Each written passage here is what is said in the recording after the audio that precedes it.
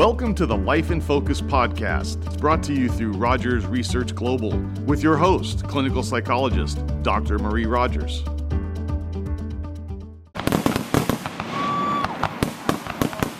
Hello and Happy New Year, everybody, and welcome to today's episode. This is Your Life in Focus. This is our first podcast of 2024. Today, I am going to talk about the practice of yoga and your nervous system. This is from my most recent blog post titled Yoga and Your Nervous System, Retreat to Re-Regulate. You will find it at drmarierogers.blogspot.com. Topics I will cover today include 1. Stress, feeling wired and tired and asking yourself the question, how did I get here? 2. We know what a stressed out life looks like. But do we know what a regulated nervous system feels like? I will discuss what feeling good feels like deep within our bodies. And the third topic today, how can the practice of yoga help? We are now past the holiday season and hopefully settling nicely into 2024. This is a good time to learn to quiet your mind, energize your body, and reclaim your sense of peace. And then take this wonderful energy into the next 11 months of 2024, renewing it in 2025. As a psychologist, a comment or a question I often hear in therapy sessions is, how did I get here? Usually it's reflecting a non-desired outcome. It's a profound question because often it feels like a mystery as to how you could have been doing so well or well enough, feeling like I've got this and I'm progressing on track to perhaps achieve a particular goal or a set of goals. And I'm projected to achieve them, say, by this particular designated date or dates. And then you find yourself almost unrecognizable to yourself in a life situation that has veered you significantly off course. Somehow, how you're doing and living life today looks nothing like how it was months or years ago, and you ask yourself, what happened? This is usually followed by what happened to me, perplexed, bewildered, and saddened by the realization that you are feeling a sense of having lost yourself. You're finding yourself engaging in habits that do not serve your higher purpose. Or somewhere along the way, you've stopped doing the things that kept you going, that kept you feeling healthy, vibrant, and motivated.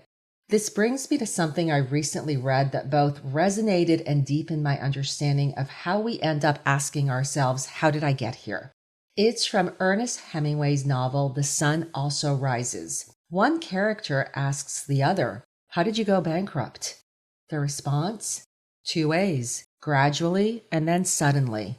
Wow, isn't that typically how it happens? How did I end up here? As I mentioned, this self-reflection question is usually associated with a negative outcome.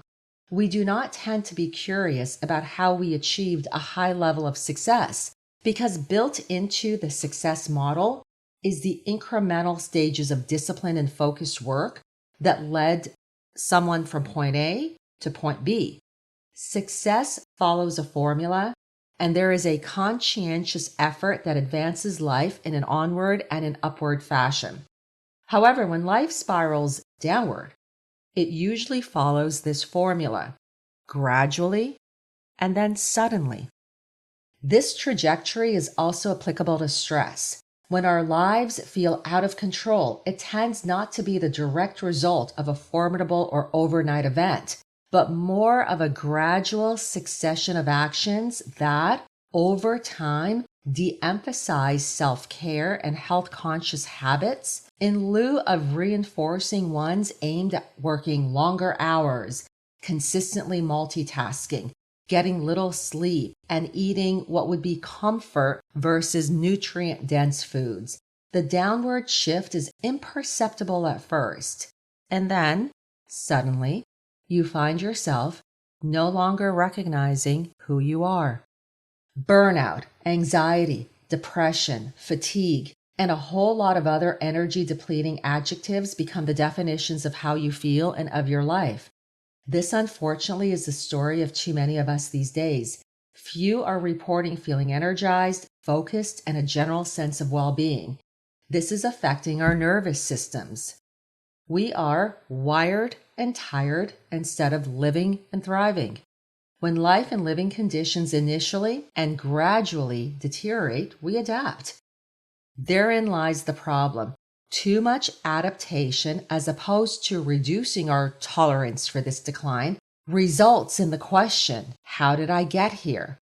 You start to get used to the decline. You start to get used to the new and not so healthy habits. You start to get used to hanging around others who are not there for your best interest, and before you know it, you are taking on their habits and their impressions of you, which are typically and usually poor. Their habits are poor and their impression of you is poor. Rather than to help lift you and help you become your best and your most actualized self, they, in reverse, help you to become less of who you are and who you know yourself to be. When feeling lost or feeling like you've lost your way, reflect on this for a moment. There exists deep within you a version of you that you have not yet met. It's time to meet yourself. But before getting to how to do this, I want to speak further about the identifying with the feeling of overwhelm and pressure. Almost everyone can identify with the pressure of feeling overwhelmed. Too much to do and not enough time. The question in that moment becomes, what do I do? Practice saying this to yourself.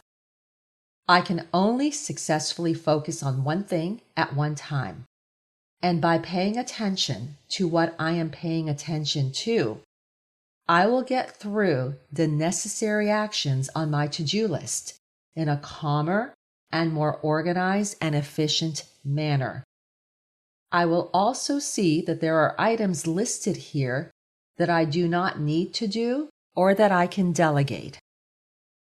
Practice this mantra so often that it becomes second nature to you. The biggest waste of time is doing something you didn't need to do, that you didn't want to do, and that you never needed to get done.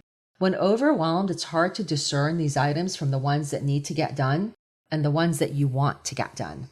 So this brings us to the second objective of today's podcast, which is to get clearer about what a regulated nervous system feels like. A regulated nervous system feels balanced and stable. Heart rate, digestion, blood pressure, and respiratory rate function appropriately. There is a sense of calmness and peacefulness within the mind and body, resulting in a strong feeling of vitality and a joie de vivre. Mental clarity is strong and energy is abundant. Sleep is restorative and deep. Food cravings are in sync with healthy body demands. When these align, we feel a sense of serenity. Confidence and self-efficacy soar, while feelings of anxiety and depression ameliorate or disappear altogether. In essence, you feel fully charged. Finding this coveted space deep within our minds and bodies requires making time for a purposeful escape, an opportunity to disengage from the demands of everyday life so as to reconnect with ourselves. So now, how can yoga help? I have been practicing yoga since my late teens, so at this point, quite a few decades. Yoga is a deeply rooted healing practice emphasizing the mind-body connection. It incorporates postures, breathing, and meditation, and it originated thousands of years ago in India. It's ironic that its healing effect is considered New Age, when yoga historically established itself as an interconnected philosophical system aimed at balancing and harmonizing both the mind and body. Yogic philosophy advances the understanding that we are energy beings, and through a series of mindful movements, each connected with breath, we regulate our nervous systems. Energy easily flows, allowing for the cultivation of physical and emotional harmony. Researchers at the Boston University School of Medicine found that practicing yoga may elevate GABA levels. Why is this research important? Because GABA is a natural brain relaxant that helps you feel good. Emphasis on the breath is ubiquitous to the practice of yoga, and it is within this practice that students will be cued to focus on, find or deepen or draw attention to their breath. One particular pranayama, the Ujjayi or ocean breath, is quite popular. The breath serves as a guide communicating the internal state of the body. While breath work refers to the various breathing techniques or exercises that focus your conscious awareness on your breath, or more specifically your inhales and your exhales, for the purpose of improving emotional, physical, and cognitive states and decreasing stress. You are always just one conscious breath away from experiencing presence, from being in the moment. With all that said, let's talk about the benefit package of yoga. Stress and anxiety reduction. Number 1, the moving, meditative nature of yoga combined with breath work is one of the most powerful actions that we can take to help restore balance deep within our bodies. Yoga primarily works through the activation of the parasympathetic nervous system, which is the component that is most associated with rest and digest. The second part of the benefits package is mindfulness enhancement. Yoga emphasizes the relationship between the mind and the body, and through its movements, mindfulness is the goal. This is especially heightened in yoga's balancing poses. Balancing requires being present. Mindfulness is the act of paying attention to the present moment with a non-judgmental attitude. It is the human ability to become fully present without feelings of overwhelm or overreactivity. The more you practice being in the state of mind of presence, of mindfulness, the more natural it will be for you. Be mindful of this. Neurons that fire together, wire together. This is how habits are shaped. This is how habits are formed. This is how habits are strengthened. The more you practice, the more powerful these effects will be within your body, within your nervous system, and in your life.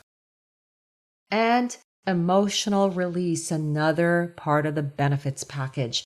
Those who have been practicing yoga for at least 3 months will often report an emotional or a cathartic release. This can happen sooner, but as with anything worth doing, it's the continued efforts and adherence to a disciplined practice that delivers the most profound benefits. Self-awareness and self-discovery are essential teachings in yoga. By becoming more aware and attuned to our emotional selves, we create the necessary internal space to gently understand and process emotions. In addition, by physically stretching and manipulating the body and therefore releasing tension and tightness, many have reported feeling more energized and focused. Through enhanced clarity, one may find an ideal solution or answer to a challenge that was quite elusive when feeling dysregulated, stressed, and/or foggy-brained. In addition, certain yoga practices, such as restorative yoga or yin yoga, where the focus is on deep relaxation and holding poses for an extended period, this allows for room for introspection and the processing of emotions. Persistent and unresolved feelings can take hold in the body, creating unwanted and misunderstood sensations, such as pain, anxiety, or a general feeling of stuckness, resulting in the inability to move forward in one's life. Emotional freedom stems from clarity. A regulated life, a regulated nervous system, and you will feel much more clearer in your head and in your body. Now, go live your life and focus.